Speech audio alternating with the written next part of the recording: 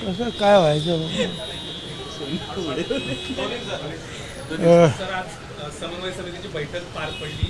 काय नेमकं प्राथमिक चर्चा या सगळ्या संदर्भात? महायुतीचे भाजप, शिवसेना आणि राष्ट्रवादी अजितदादा गट यांच्या समन्वय समितीची जी आहे बैठक पार पडली आहे. आणि मी मागे सांगितलं होतं की आम्ही दर मंगळवारी जे आहोत भेटणार आहोत. त्याप्रमाणे आम्ही भेटलो सगळे. अतिशय त्याच्यामध्ये दादा भुसे, त्याच्यानंतर उदय सामंत, मुश्रीफ साहेब, चंद्रशेखर बावनकुळे, गिरीश महाजन असे सगळे जे आहेत तिन्ही पक्षाचे मंत्री महोदय जे हजर होते. मुख्यमंत्री आणि दोन्ही उपमुख्यमंत्र्यांच्या आदेशावरून ही मीटिंग झाली. अतिशय खेळीमेळीमध्ये ही मीटिंग झाली आणि याच्यामध्ये सगळ्यांनी एकमेकाशी समन्वय साधला पाहिजे. तो समन्वय आमदारांमध्ये पण असला पाहिजे, मंत्र्यांमध्ये पण असला पाहिजे आणि सर्व तिन्ही पक्षाच्या कार्यकर्त्यांमध्ये असला पाहिजे. असं होता कामा नये एक जण एक बोलतो, दुसरा जण दुसरं बोलतो, एकमेकावर लांछन ठेवतो की एकमेकावर टीका करतो. असं काहीही होता कामा नये. काही तक्रारी असेल तर त्यांनी त्यांचे जे प्रमुख आहेत पक्षाचे, मग मुख्यमंत्री उपमुख्यमंत्री जे आहेत त्यांच्याकडे सांगाव्यात. परंतु बाहेर चित्र व्यवस्थित गेलं पाहिजे. कुठल्याही परिस्थितीमध्ये महायुतीला डॅमेज होईल, नुकसान होईल अशा प्रकारचं वक्तव्य कुणीही करायचं नाही. आणि ह्या सगळ्या गोष्टी ज्या आहे हे आपण ह्या बाकीच्या सगळ्या आपली जी मगाशी सांगितली त्या सगळ्यांना आपण सांगायचे. त्यानंतर जिल्हा राज्य स्तरावरील जो काही निधी वगैरे आहे वाटप ते कसं काही करता येईल, महामंडळं जे आहेत त्याचं वाटप कसं करायचं आहे, कोणाला कुठलं महामंडळ हवं आहे कुठच्या पक्षाला, हे सगळं जे आहे आणि त्याप्रमाणेच्या प्रत्येकाने आपापल्या पक्षप्रमुखांबरोबर चर्चा करून पुढच्या मीटिंगला या गोष्टी आमच्यासमोर मांडाव्यात. आणि मग त्याच्यामध्येच सारासार विचार करून जे आहे कुणाला कुठलं महामंडळ द्यायचं आहे हे जे आहे आम्ही सुचवू. काय अडचण असले तर मुख्यमंत्री आणि उपमुख्यमंत्री यांच्यासमोर मांडू. SEO स्पेशल एक्झिक्युटिव्ह ऑफिसर्स म्हणजे पूर्वीचे जे पी आपण म्हणत होतो यांचंसुद्धा जे आहे अशाच प्रकारे जे आहे प्रत्येक जिल्ह्यामध्ये या पक्षांमध्ये जे आहे योग्य रीतीने वाटप होईल. SEOचे जे काही नियम आहेत त्याची पूर्तता करणारे असे हे उमेदवार असले पाहिजेत, हे आम्ही सगळ्यांनी लक्षात ठेवायचं आहे. जिल्ह्याची समिती, तालुक्याची समिती जी आहेत त्या ज्या समित्या आहेत ह्या सगळ्यांनी जे आहे तातडीने निर्माण करायच्या आहेत,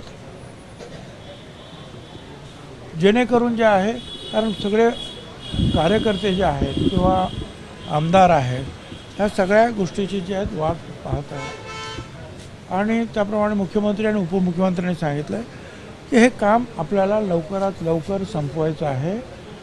आपसात चर्चा करून काही अडचण असेल तर ते अर्थातच मुख्यमंत्री आणि उपमुख्यमंत्री यांच्या कोर्टामध्ये तो प्रश्न जाईल.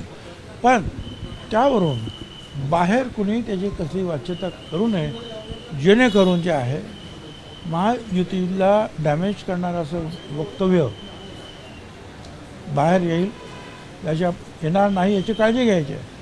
आणि महायुतीचे जे जे कोणी सपोर्टर्स असतील, पाठिंबा देणारे आणि महायुतीचे सगळे सभासद यांनी कुठल्याही प्रकारे जे आहे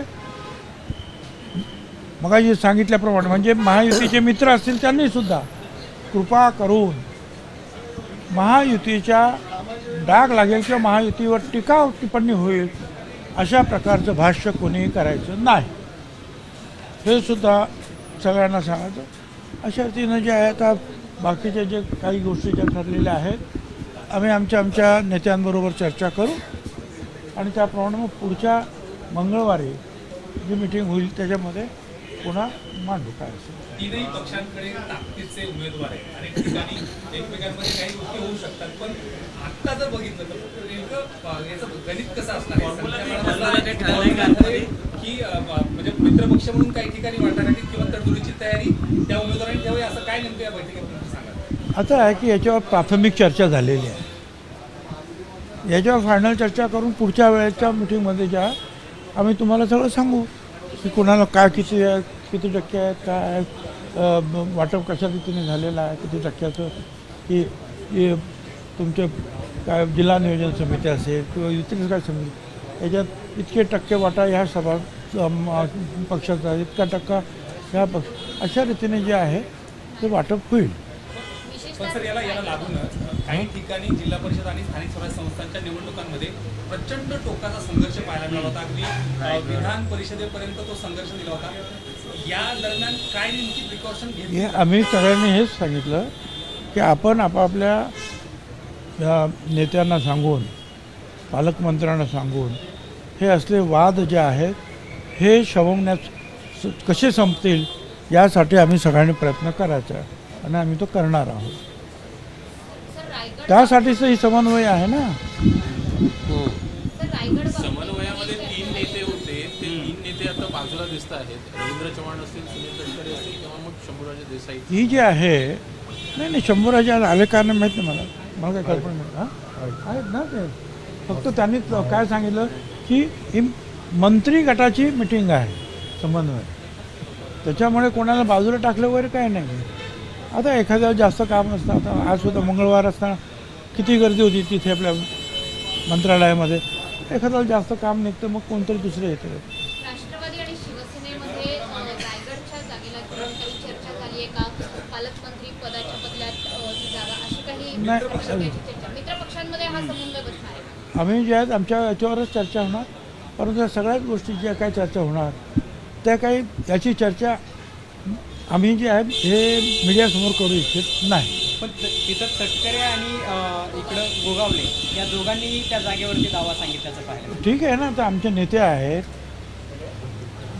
मुख्यमंत्री आहेत, उपमुख्यमंत्री आहेत, सुनेताताई आहेत, शिंदेसाहेब आहेत, असून शेवटी जे आहेत अशा प्रकारचे जे काही किचकट विषय जे आहेत त्याच्यामध्ये ते सुद्धा लक्ष घालतील. पालकमंत्री पदाच्या बदल्यात विधान परिषदेची जागा जर घेता आली असं काही कुठेही काहीही ठरलेलं नाही, अशी काही चर्चा झालेली नाही.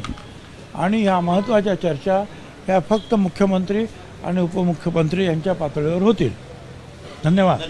सुनेत्राताईंनी आज अचानक त्यांची जी बैठक आमदारांसोबतची ती रद्द केल्याची पाहायला मिळते. उद्या त्यांनी ठेवलेली आहे ती, उद्या आहे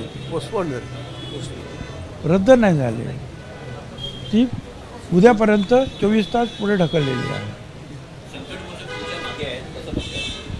म्हणून तर मी बोलू शकतो तुमच्या समोर मजबूतीने.